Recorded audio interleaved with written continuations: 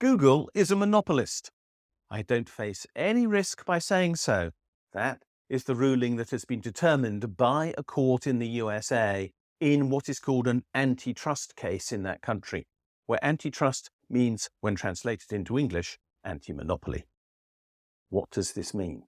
Well, it means that what has happened is that the US federal authorities have brought a legal case against Google saying they have used their market power to abuse consumers, in this case those who search, but also those who get advertising results in the USA from Google's search engine, and they have used that power to abuse them by exploiting the market power they have to increase their profits by refusing market entry to other competitors.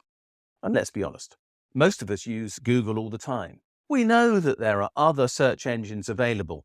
Apparently about 10% of the market does go to other search engines, but 90% of all searches are done on Google, so much so that if we want to find something out, we actually just now say Google it. Inherent in that assumption that we will all use that one search engine is the result that we have given Google the most extraordinary economic power, the economic power to abuse. Because monopoly exists when there is no effective opposition to a company within its market space, so that it can determine what the prices are within that space and extract excess profit as a result, in this case, by and large, from advertisers, but it also denies us as consumers choice as a consequence. We are all abused by this. And Google is not alone in being a monopolist. Even though Google is in an exceptional position, many other companies are in a similar position. Twitter is. Facebook is.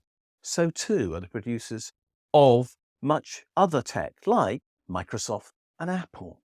We know that Amazon is in an extraordinarily powerful position, and there are others too. When we go a little bit further down the corporate hierarchy and we move away from monopoly, we move to something called oligopoly. When there's oligopoly, we have a few companies who dominate a market and who between them, subtly, because they have to be subtle about this, can control prices to ensure that they obtain massive profits at cost to us. Supermarkets almost certainly do that. So do to some food supply chain companies who dominate the market in certain sectors. Some of those names will be familiar, others won't be. Energy companies are very often in this position too. The reality is that we do not live in a world where there are free markets. If you listened to right-wing politicians who sing the praises of such things, you would believe that there was a world where there was genuine competition going on. The reality is, competition is pretty rare unless you have two competing coffee stalls in a market square in a town near you. Even then, they may not be genuinely competing because they both might be buying coffee from the same supplier. In other words, there would be no product differentiation between them in any case. So my point is this. We live in a world of rigged markets. The fantastic news is that Google, one of the most obvious monopolists in the world, has now been ruled to be a monopolist. You might say, surely that was obvious. Well, it clearly wasn't because the case went to court in the USA. But now it has. The door is opened. And the US government could take action to end this.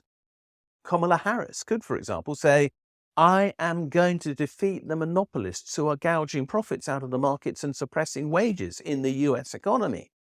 If she did that, she would break politics in the US free from the power of corporate influence, which is very heavily related to the power of the billionaires who own the monopolist companies. She could do that. She could require that these companies, like Google, who operate around the world, operate fairly and appropriately in all the markets in which they operate, including the UK, the whole of the European Union, and way beyond. But will she? I don't know. But if the right wing, and I count the Democrats in the USA as being amongst the right-wing exponents of market ideas, if the right wing really do believe in free markets, they should be celebrating the fact that Google has now been ruled to be a monopolist, because that means their monopoly should be broken. and that would be good for everyone.